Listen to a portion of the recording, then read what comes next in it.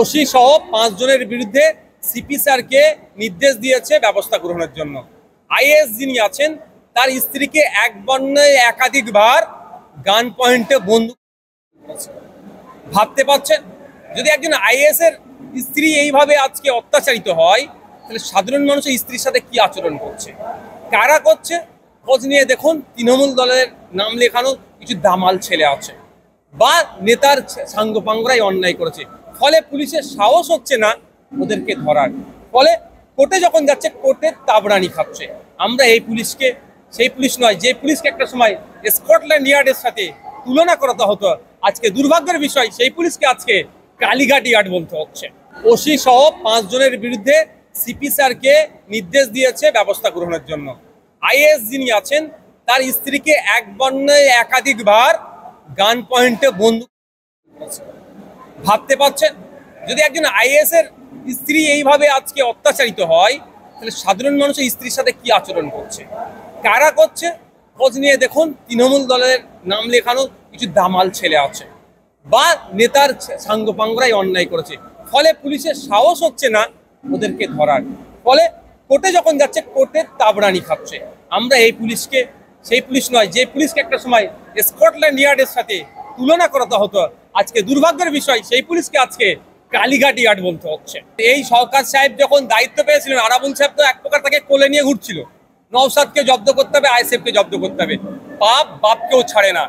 আরাবুল সাহেব সরকার সাহেবকে সাথে নিয়ে পঞ্চায়েতে যে হিংসা করেছে, আমাদের 3টে কর্মীকে, সাধারণ মানুষকে ওপরে অত্যাচার হয়েছে, আমাদের কর্মীর গুলিতে পা কেটে গিয়েছে, পেটে গুলি মেরেছে, অনেক ক্ষয়ক্ষতি করেছে। আজকে স্যার বাপকেও ছাড়ছে না, আরাবুল সাহেবের উপর পড়েছে। এই যে গোষ্ঠীদ্বন্দ্ব বলছেন, এটা উন্নয়নের জন্য গোষ্ঠীদ্বন্দ্ব নয়। কে কতটা ওখানে ওয়েটল্যান্ড আছে দখল করবে, এই কোম্পানি আসছে জমি 30,000 টাকা শতক নিয়ে কানে বন্দুক ধরবে, না সই করলে মেরে দেবো, ওটা আবার 30 লাখে বিক্রি করবে। এই যে সিন্ডিকেটটা চলছে, অর্থাৎ 75-25 এর রেশিও কার হাতে কন্ট্রোল থাকবে, এই জন্য ওদের লড়াই। এই লড়াইয়ের সাথে ভাঙড়ের উন্নয়নের কোনো সম্পৃক্ত নয়।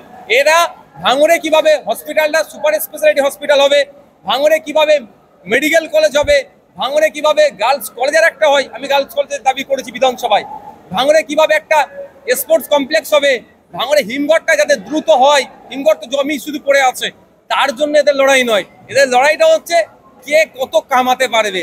সুতরাং এই লড়াইয়ের সাথে ভাঙড়ের মানুষের কোনো সম্পর্ক নাই, এদের ধিক্কার নিন্দা জানাচ্ছে। ভাঙড়ের বিধায়ক হিসাবে আমি এতটুকুই চাইবো, ভাঙড় শান্ত থাকুক, কোনো রকম ভাবে হিংসা ভাঙড়ে না ছড়ায়। কে এই ওয়াকআপ নিয়ে কথা বলবে? আমি কোড আনকোড বলতে পারি, নাম ধরে ধরে তৃণমূলের নেতাদের, কলকাতার প্রাইম ওয়াকআপ প্রপার্টি সেই তৃণমূলের নেতারা তো দখল করে রেখে দিয়েছে। ওরাই আবার ওয়াকআপ উদ্ধারের কথা বলছে, ওরাই তো কিনে রেখে দিয়েছে।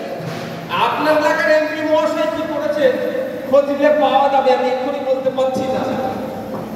তবে আপনার এলাকার এমপি মহাশয় কিন্তু এ বিষয়ে কথা বলবে না, কারণ পিছনে টিউনিং করা আছে তৃণমূলে। আমরা চেয়েছিলাম পার্লামেন্টে আমরা পাঠাবো জঙ্গিপুর থেকে টিউনিং বিহীন এক মানুষকে, আমাদের শাহজাহান সাহেবকে, তো মানুষ চাইনি, আমরা যেতে পারিনি। তবে বলে রাখছি একটা কথা, ওই বোবা টিউনিং করা লোকের আমাদের প্রয়োজন নাই। আমাদেরকে ভোট না দিয়ে পার্লামেন্টে না পাঠাতে পারলো, পার্লামেন্টের বাইরে শাহজাহান সাহেব ওয়াকআপের জন্য লড়াই করে। যদি পার্লামেন্টে ভিতরে দিতাম তাহলে ওখানে লড়াই করতো, কিন্তু সেই সুযোগ দেয়নি মানুষ।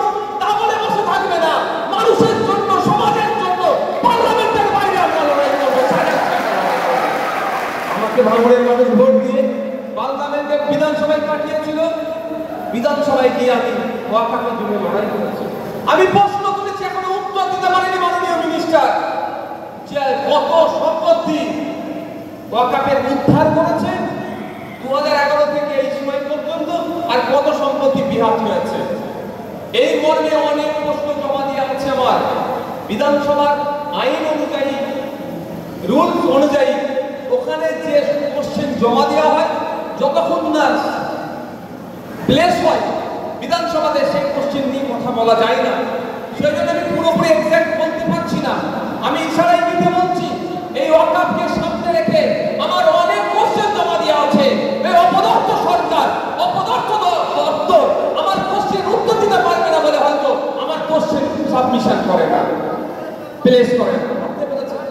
এরা একেবারে অখাপে নিয়ে লড়াই করবে। তাই বন্ধুগণ, আপনাদের বলবো, যদি ভাবেন তৃণমূল সরকার আছে ওয়াকাফের জন্য ওরা লড়াই করে নেবে, তাহলে দিবা স্বপ্ন দেখছেন, জেগে স্বপ্ন দেখছে।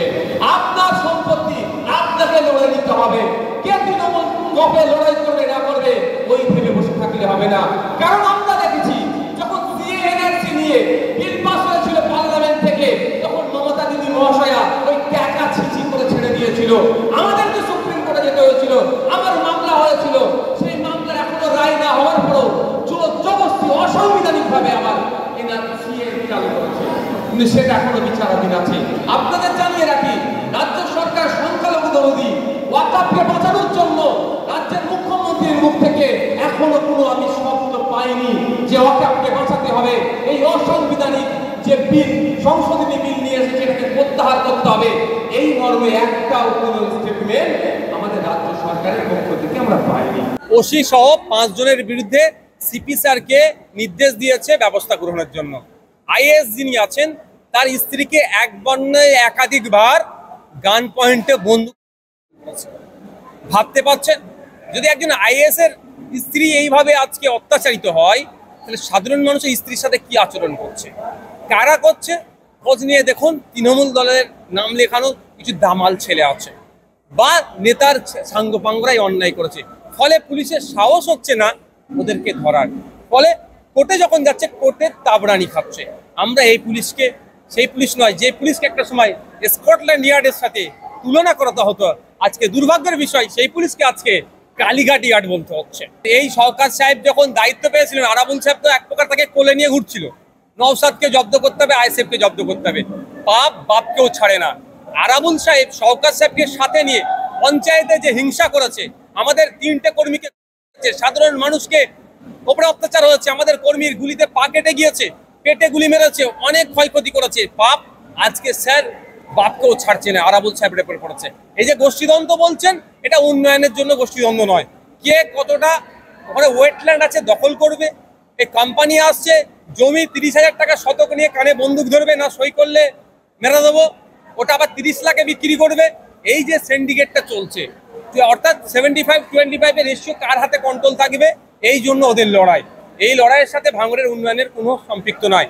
এরা ভাঙড়ে কিভাবে হসপিটালটা সুপার স্পেশালিটি হসপিটাল হবে, ভাঙড়ে কিভাবে মেডিকেল কলেজ হবে, ভাঙড়ে কিভাবে গার্লস কলেজের একটা হয়, আমি গার্লস কলেজের দাবি করেছি বিধানসভায়, ভাঙড়ে কিভাবে একটা স্পোর্টস কমপ্লেক্স হবে, ভাঙড়ে হিমঘরটা যাতে দ্রুত হয়, হিমঘর তো জমি শুধু পড়ে আছে, তার জন্য এদের লড়াই নয়। এদের লড়াইটা হচ্ছে কে কত কামাতে পারবে। সুতরাং এই লড়াইয়ের সাথে ভাঙড়ের মানুষের কোনো সম্পর্ক নয়। এদের ধিক্কার নিন্দা জানাচ্ছে।